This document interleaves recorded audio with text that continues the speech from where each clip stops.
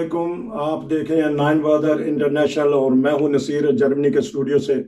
नाजरीन, 7 सितंबर 1974 पाकिस्तान की कौमी असम्बली ने एक ऐसा फैसला किया जिसकी जो गूंज है अभी तक सुनाई दी जा रही है कि दुनिया की तारीख में कभी ऐसा फैसला नहीं हुआ कि किसी मजहबी मामले पे किसी हुकूमत ने कोई फैसला कर दिया हो। हमारे साथ हैं इरफान खान साहब।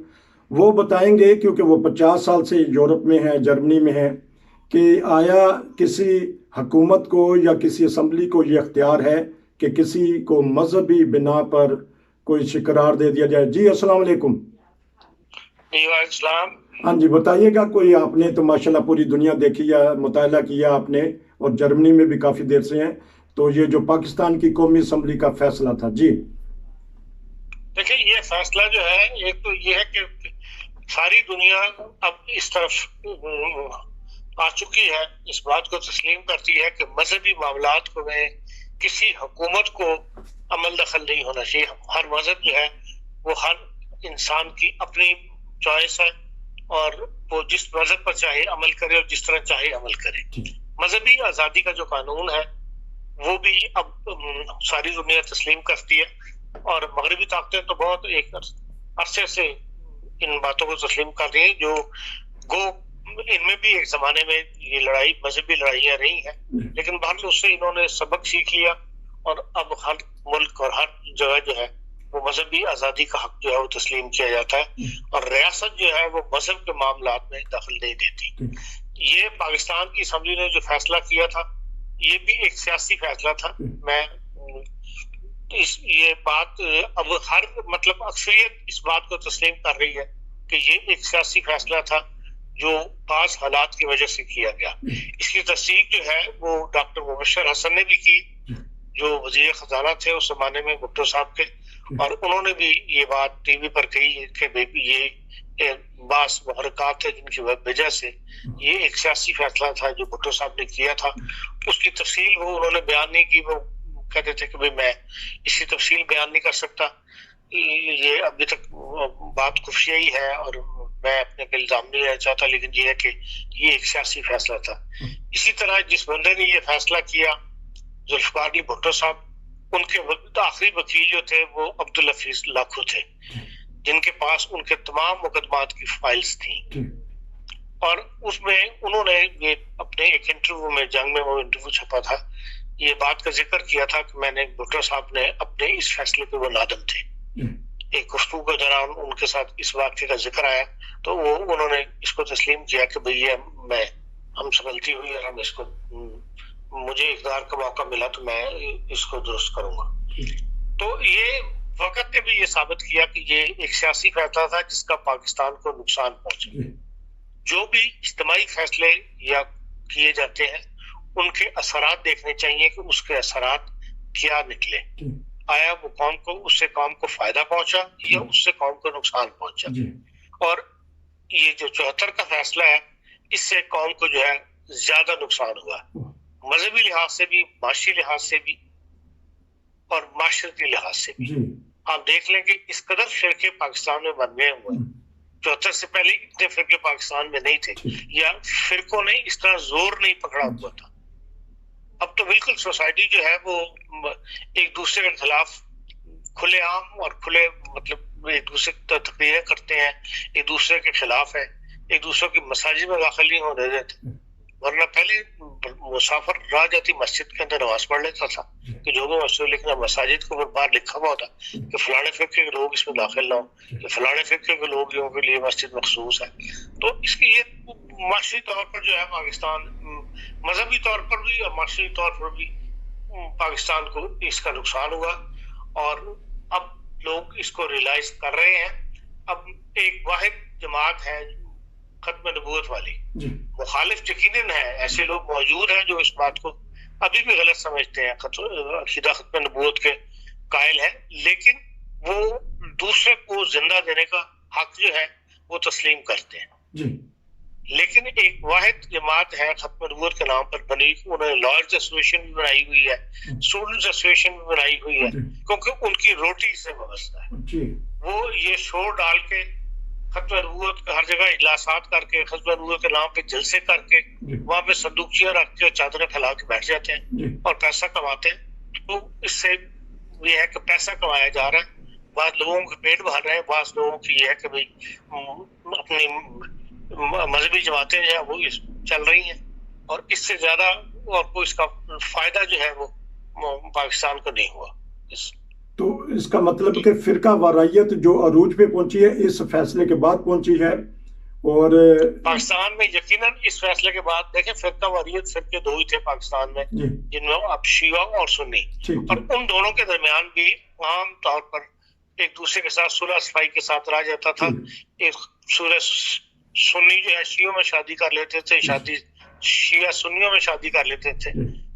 जब उनकी सबीलें लगती थी, मुहर्रम का जमाना आता था, सुन्नी सबीलें लगाया करते थे, दूध की भी पानी की भी। लेकिन अब तो ये है कि चीज दुश्मनी में बदल गई हुई है ना। सुन्नियों के अंदर कई ग्रुप बन गए हुए जो आपस में एक दूसरे को बर्दाश्त नहीं करते। शिया हमारे बचपन के अंदर बरेलवी और देवबंदी का मसला कब था, लेकिन आज ये कि देवबंदी और बरेलवी आपस में एक दूसरे के दुश्मन है। और उनके अंदर भी आगे कई ग्रुप बने हुए हैं, अहले हदीस वाले अलग स्ट्रॉन्ग है। तो ये साथ उसका फायदा ये हुआ, नुकसान ये हुआ कि इस फायदे के बाद जो है हम देखते हैं कि फिरका वारियत में इजाफा हुआ। तो जिस तरह आपने कहा कि बहुत सारे इंसाफ पसंद पीपल पार्टी के खुद ही तो ये बोल पड़ते हैं, उनके पास आ जाते हैं कि नहीं ये गलत फैसला हुआ था, लेकिन उनकी हिम्मत नहीं कि वो खुल के बोल सकें। देखिए, लोग ऐसे मौजूद हैं जो इस फैसले को कंडेम करते हैं। अभी 2 दिन पहले अनीक नाजी साहब ने अपने प्रोग्राम में उन्होंने इसको कंडेम किया है, इन बातों को।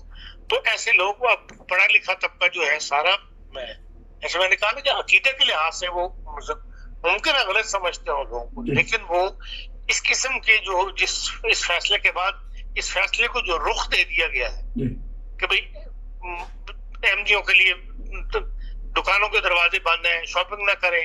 आज ही 7 सितंबर के दिन लाहौर की जो पंजाब बार है उसने एमडी वकला के लिए कहा कि जी इनके लाइसेंस जो है हम मनसूख कर देंगे।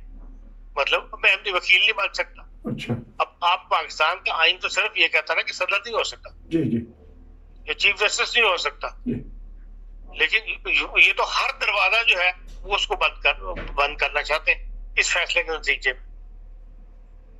बुनियाद उसकी वही फराम करते हैं ये फैसला हुआ है, हालांकि इस फैसले में तो कोई ऐसा नहीं लिखा हुआ कि किसी का हुक्का पानी बंद कर दो। तो ये वो, लेकिन एक मखसूस तबका जो है, जैसे मैंने कहा, वही इसके अपने मानी दे के इसको जो है नए से नए पाबंदियां लगवाना चाहता है एमडीओ के ऊपर, और इसके जो है बद असरात जो पैदा हो रहे हैं इससे माशरे के अंदर। तो उनको वो कायदे आज़म का फरमान याद नहीं कि जिसमें आपने कहा था कि रियासत का कोई काम नहीं कि वो किसी अकीदे में दखल दे, हर कोई अपनी काबिलियत की बिना पर तरक्की कर सकेगा। मैंने आपको कहा कि इस फैसले को लोग बुनियाद बना रहे हैं अपने रोजगार चलाने के लिए जी। हाँ, जिसके नतीजे में ये सब कुछ हो रहा है। इससे लोग खत्म नबूवत वाले इससे पैसा इकट्ठा करते हैं, इससे उन्हें कायदे आज़म ने क्या कहा था, इससे गरज नहीं, उन्हें ये गरज है कि जाहिल लोग सोसाइटी के, जिन्होंने सोसाइटी में तालीम है नहीं, उनके मजहबी जज्बात भड़का के उनसे पैसा इकट्ठा किया जाए। ये एक पैसा इकट्ठा करने की मशीन बन गई हुई है, जिससे ये है खत्म नबूवत वाले अपना काम चला रहे, और माशरा जो है उसकी वजह से बिखर के रह गया। और बाज़ तबसरानगार ये भी कहते हैं कि जमात अहमदिया ने फुल सपोर्ट किया था 71 के इंतखाबात में पीपल्स पार्टी को, तो उसने एहसान फरामोशी का मुजाहरा किया। देखिए, ये एक सियासी बात है। हम तो 71 में क्या नाम बच्चे थे ना, हमारा उस वक्त वोट था, लेकिन अगर उस वक्त वक्ती तौर पर जो हालात सामने थे उसमें अगर उन्होंने सपोर्ट किया था तो जुल्फकार अली भुट्टो ने किसका एहसान माना है। चले जमात अहमदिया के साथ उसने ये किया सो किया, और जो उसके सियासी साथी जो थे क्या उनको उस पर उसने इस किस्म के जुल्म नहीं किए। वो तो था ही खूंखार बंदा जिसको जे रहीम जिसने पार्टी से घर पे पार्टी बनाई गई थी, उसको मार मार के उन्होंने बुरा हाल कर दिया। जुलाई कैंप जो खोला जिसके अंदर इतने सारे इन्होंने पीपल्स पार्टी के इब्तदाई कारकुन जो थे वो रखे थे, तो ये तो बात कहना कि उन्होंने वोट दिए थे उसका उसने किया। वो भुट्टो साहब तो अपने आगे किसी को समझते नहीं थे, पर वो जो बात मुखालिफ सामने आता था उसको दबाने के लिए वो हर काम कर गुजरते थे। जहां तक इस फैसले का ताल्लुक है, जैसे मैंने बताया कि डॉक्टर मुबश्शिर हसन ने जो बात कही उसके अंदर वजन है कि इसके अंदर कोई ना कोई इंटरनेशनल चाल थी जिसका भुट्टो साहब ने साथ दिया या उसका शिकार हो गया। आखिरी सवाल के जो 84 में ऑर्डिनेंस उसने जारी किया ज़ियाउल हक ने, वो इसी की कड़ी आगे चल रही है 74 के फैसले की? नहीं, वो जो रूस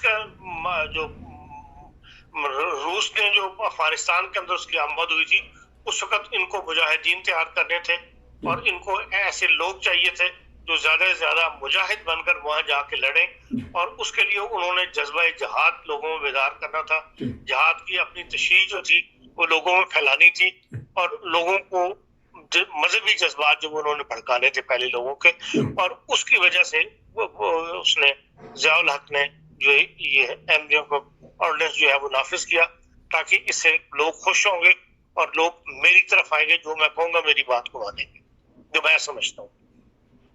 आपका बहुत शुक्रिया कि आपने 7 सितंबर कौमी असम्बली के फैसले पर डॉक्टर मुबश्शिर हसन साहब का भी बयान बता दिया। तो इंशाल्लाह फिर आपसे दूसरी खबरों पर तबसरा लेंगे। आपका शुक्रिया। अस्सलाम वालेकुम।